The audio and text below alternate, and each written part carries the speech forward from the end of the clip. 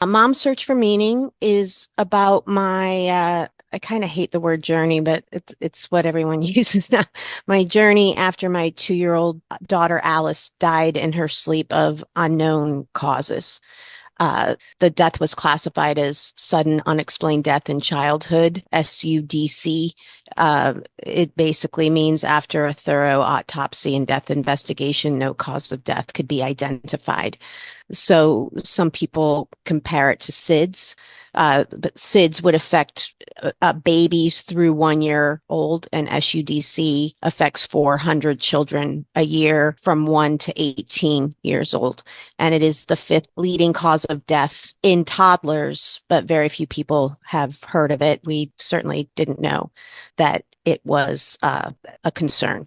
We certainly weren't aware of it. Our doctors had never even heard of it. So awareness is key. And that is one of the reasons I wrote the book, but mostly I wrote because in addition to obvious grief, I was dealing with some the profound trauma of she was fine 1 minute and dead the next for no identifiable cause. I fell into a pit of self-blame, like looking for anything I could have possibly done or not done. And yes, it was, which is, I have now learned, can be a part of PTSD.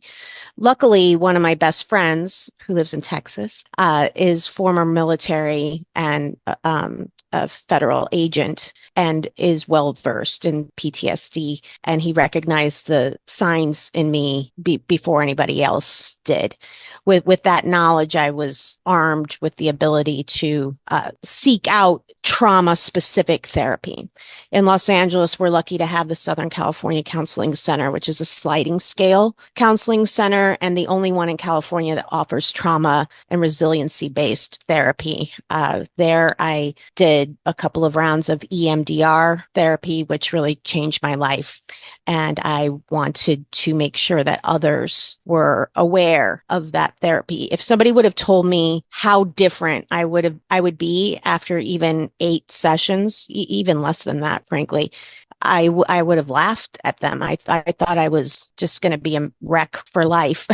Not that I still don't have hard times. I'm not saying that at all, but the PTSD was debilitating, and I figured I was in for a lifetime of therapy. But it really changed my life. So in Alice's name, I began to fundraise for that organization so that they could train more therapists, so that the therapist could see more people at a sliding scale rate. So the book is really about my feelings and journey of healing after this horrible event in our family and the places where I found meaning, including helping others in my daughter Alice's name.